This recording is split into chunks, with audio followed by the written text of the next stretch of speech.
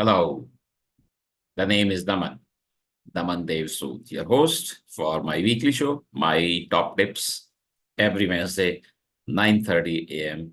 IST. I'm soon going to be touching 200 videos on my YouTube channel. Invite you all to be part of this journey, learning and sharing. Today, I'm sharing something about a policy for the responsible use of AI in the government of Australia. I came across this document recently. It has gone live effective from 1st of this month.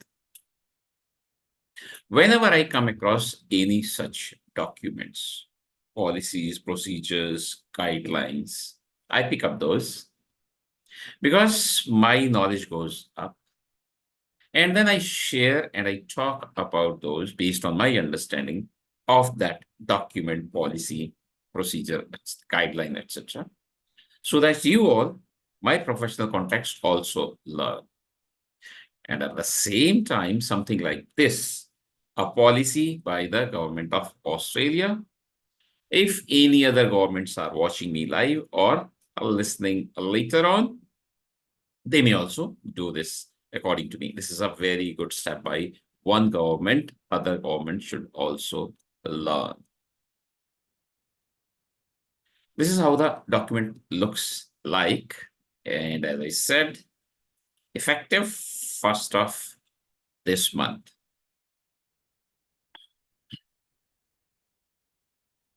To start with, let's pick up what are the benefits of using AI for Australian government, which may be for any other government also.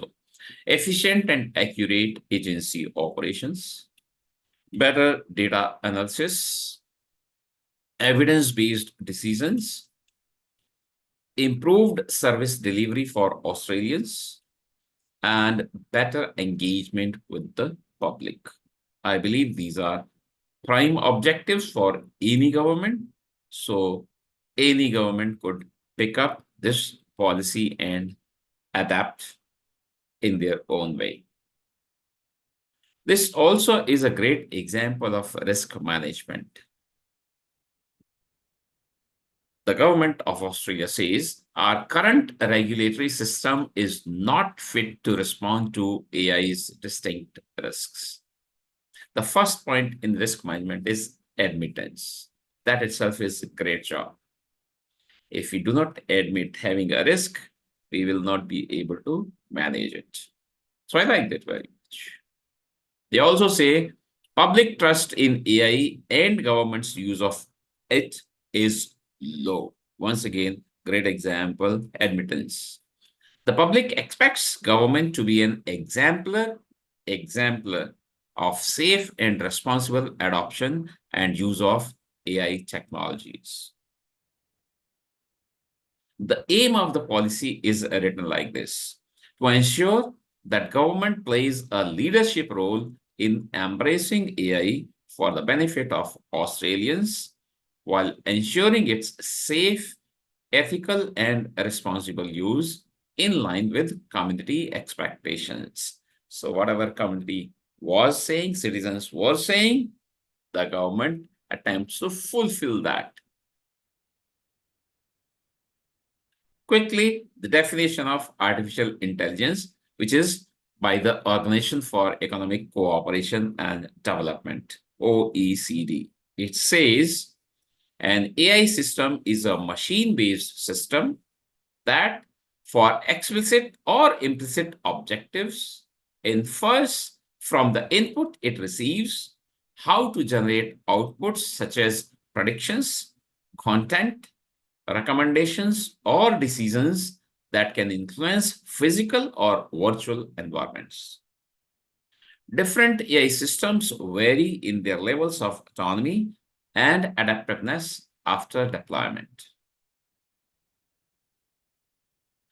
So this policy by the government of Australia works on three principles: enable, engage, and evolve. Enable and prepare shows some policy principles. safely engage with AI to enhance productivity, decision-making, policy outcomes, and government service delivery for the benefit of Australians. APS officers need to be able to explain, justify, and take ownership of advice and decisions when utilizing AI. Have clear accountabilities for the adoption of AI and understand its use. Build AI capability for long term. In the first principle, there are some mandatory requirements like accountable officials. Agencies must, it's must and it's in bold also. Designate accountability for implementing this policy to accountable officials within 90 days of this policy taking effect. The responsibilities may be vested in an individual or in the chair of a body. The responsibilities may also be split across officials or existing roles, such as CIO, CTO, CDO, etc., to suit agency preferences. Then it talks about the responsibilities of these accountable officials. What should they be doing? Be accountable for implementation of this policy within their agencies. Notify the DTA where the agency has identified a new high-risk use case by emailing, etc. Be a contact point for whole of government AI coordination. Engage in whole of government AI forums and processes. Keep up to date with changing requirements as they evolve over time. It recommends some actions to be taken, which is training the staff on AI.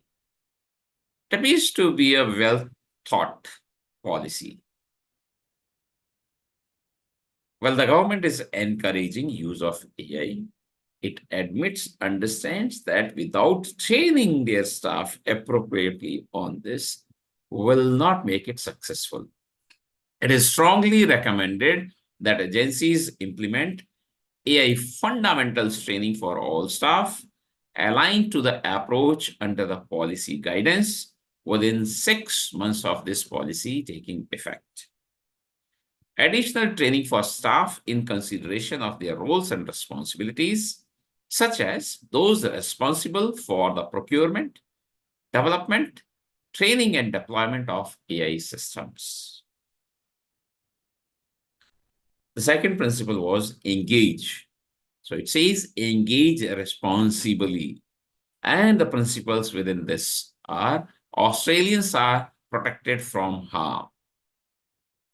AI risk mitigation is proportionate and targeted. AI use is ethical, responsible, transparent, and explainable to the public. Within this, some mandatory requirements. That transparency statement.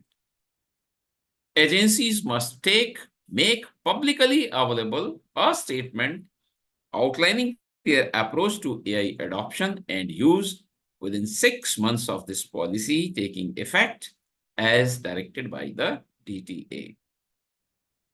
The statement must be reviewed and updated annually or sooner should the agency make significant changes to their approach to AI.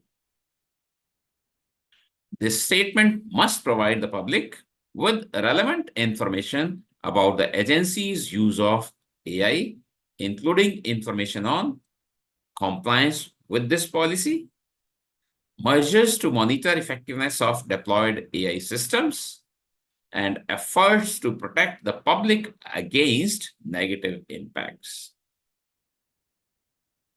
The third principle was evolve, which is said to be evolve and integrate.